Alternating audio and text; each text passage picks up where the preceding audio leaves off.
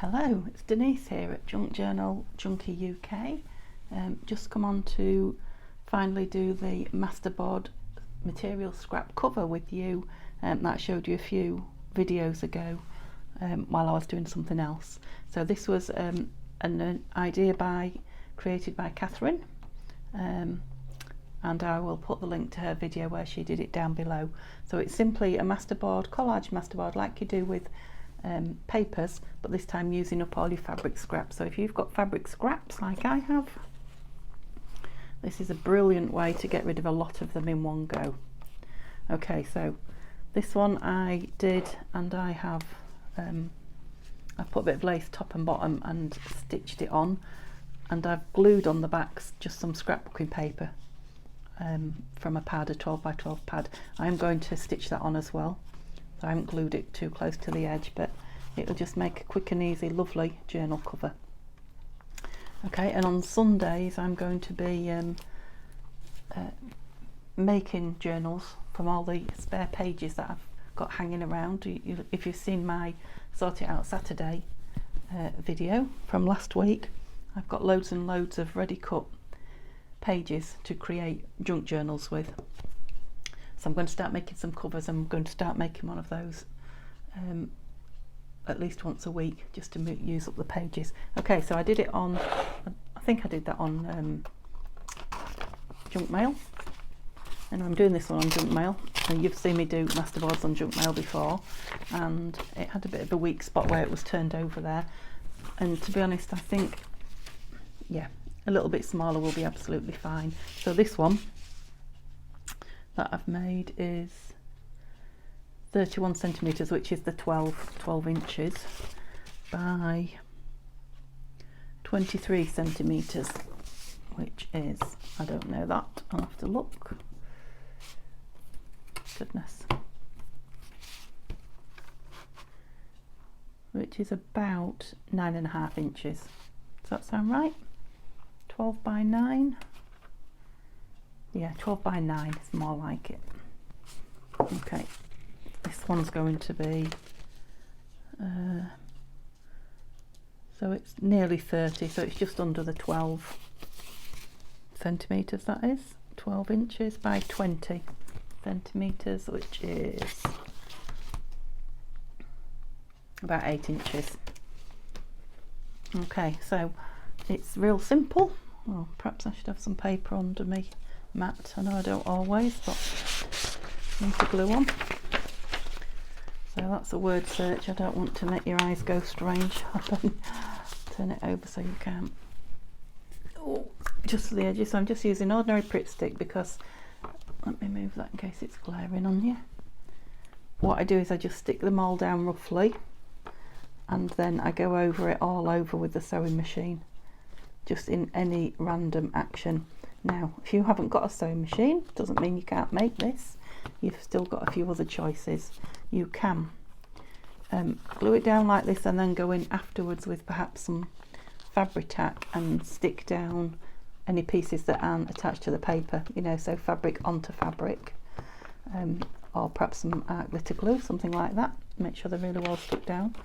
Or you could just grab a needle and thread and just put a few odd hand stitches in it, or both.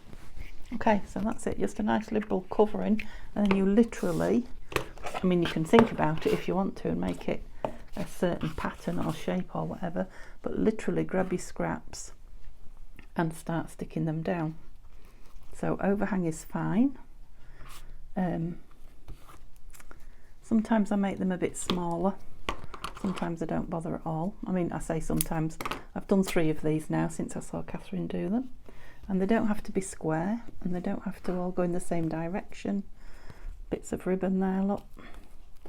It's literally a really, really quick and easy and fun thing to do. I love those strips that come off the end of your fabric. You could really pick the fabrics up with your eyes closed, so you don't know what you're doing, then you can't think about it. I have a feeling I might have moved off camera. Move all that back. keep doing that, don't I? Okay, it really is as simple as just grab things and stick them down. Yeah, you're better if they overhang each other as well. That one's a bit big, isn't it? Well, big compared to all the things I've got on it. Doesn't matter what size you actually put on. What we're going to have down this side here. Oh, let's have a piece of that. Yeah. Oops. So as long as it's grabbing somewhere, it doesn't have to be completely stuck. See, I'm getting fussy now. I'm just trying to pick different materials all the time. I don't know why. Let's put some big ones down in the middle. Oh. So I haven't picked a colour scheme, but there's lots of red, blue and sort of purpley colours going on here. There's the odd green.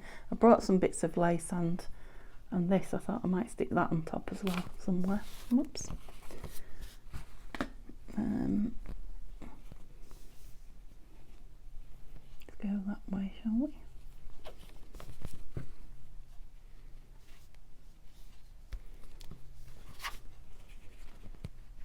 And remember, this is going to be a journal cover, so it will be in half like this. So whatever you've got on the front and the back will be separated, if you know what I mean, as it's turned over. Have another piece of this. I love this material. A big piece there.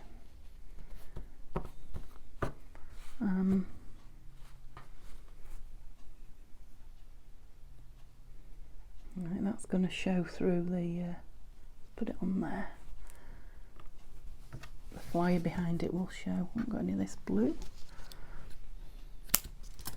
I'll have another big piece of this. So like I say, you can use big bits, little scrappy bits, whatever you've got.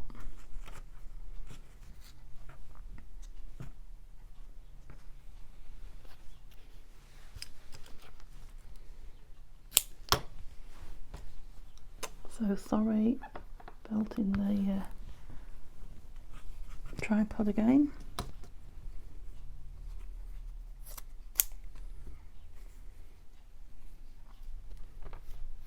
I haven't even stuck to, as you can see, I've not even stuck to all the same types of material. So I've got thick velvets, I've got really thin cottons.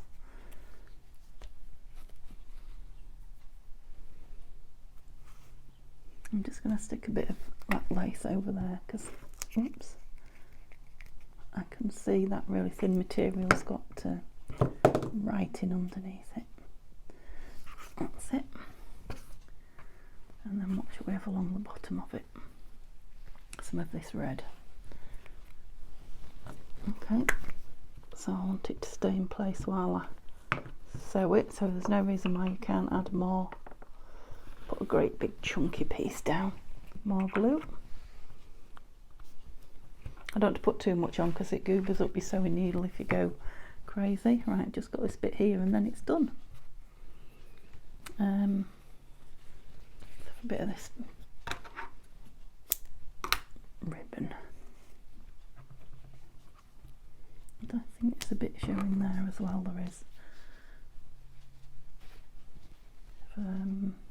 Oh, this. It's a bit of stamped linen that I had kicking about. Okay, so I think that's it all. So I will very quickly sew that and then come back and show you what it looks like. So that's it, guys. Just show you the back so you can see. Oops, sorry. And just run all over it. You can just go up and down in lines if you wanted to. I'll probably take a bit of time pulling a few of the little threads off. And then that'll be it. You can glue down any odd bits that you've missed if you want to, but I'm quite happy to let mine fray and be, you know, tatty and shabby, etc. So obviously it'll be stiffer when it's on a piece of card. I don't think I've got a piece anywhere. Of course I haven't. No. So on a piece of card and then edged. And I might, like I did with the other one, put some lace around the edge. Not the same colour because I want it to be different, but you know, some lace around the edge kind of frames it, finishes it off. And then you've got another little journal cover, real easy, taken literally minutes, only minutes, and I've used up half that box of scraps. So I've sat and did another one of those. You know, that's that little pot of scraps gone. Okay, and that's it. Kept me promise today. It's a nice short one, so give me a thumbs up if you've enjoyed it, and subscribe if you haven't. Don't forget to enter the giveaway, and I'll see you again soon. Thanks for watching. Have a lovely day, guys. Bye.